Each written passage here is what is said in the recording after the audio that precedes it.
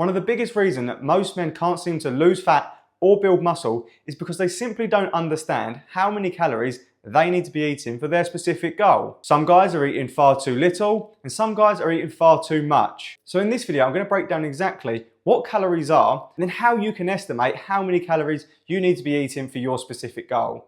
So before this video starts, be sure to subscribe and let's get started. So what calories actually are? Now calories are your body's fuel source, and I'm going to use the example of a bank to explain this. Now each day you earn £2,500, but you equally have £2,500 of outgoing bills. So your money would stay the same. But now let's say you started earning £3,000 a day, but your bills still only added up to £2,500. So you'd be left with £500 every day, which would mean your money is going up. You're saving £500 a day. But let's say you get a pay cut and now you're only earning £2,000, but your outgoings are still £2,500. So you're losing £500 every day. And that's what will determine whether we lose weight, gain weight, or stay the same. And that's what we call a surplus, maintenance, or deficit. So to lose weight, you want to be in a deficit. To gain weight, you want to be in a surplus. And to stay the same, you'd want to be eating a maintenance. So a simple way to think about it, think of calories in as food and then calories out as your body's energy source. But now moving on, we need to talk about what makes up how many calories you need to be eating. Now that comes down to three main ways on how our body burns calories. So the first way your body burns calories is through BMR. Now you've probably heard that and thought, I have no idea what that means. It basically stands for basal metabolic rate. A simple way to think about it, this is how many calories your body burns just being alive.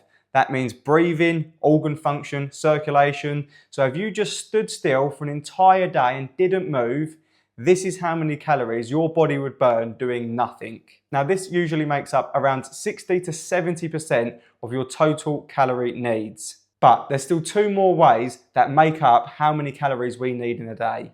Now the next way our body burns calories is through daily movement. Now this looks like your steps, walking each day, the job that you do. This often creates the biggest difference between people because some may have a very active job, some may sit at a desk all day. That's going to play a big difference to how much you move around in the day. But this is non-exercise movement. And now the last way is exercise. This often makes up a smaller chunk than people think. A lot of people think that when they go out and exercise, maybe they go to the gym and do an hour workout, maybe they go for a short run. This isn't burning as many calories as you think. Sometimes between 2 to maybe even 500 calories at a push.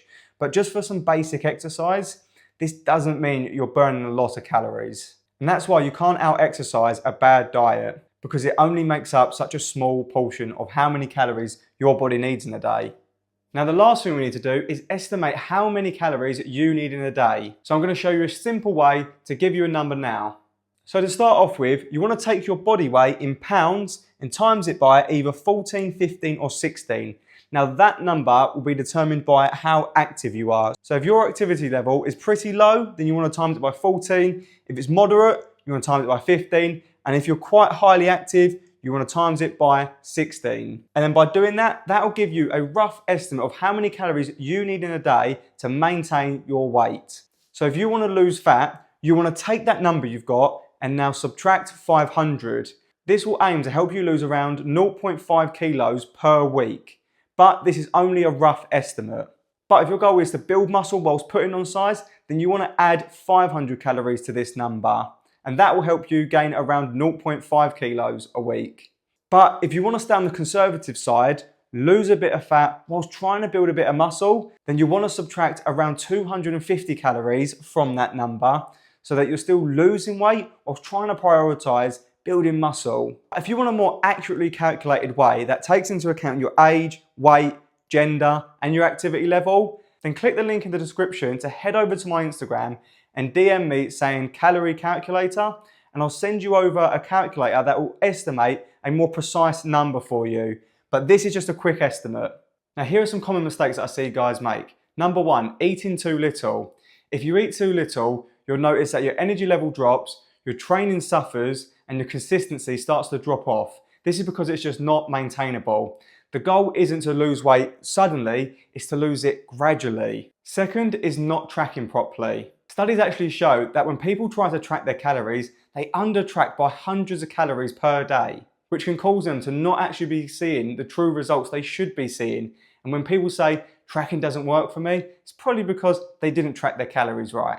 So that means sugary drinks, sauces, oils, all of these things have calories in and need to be tracked. And the last mistake is changing your calories too often.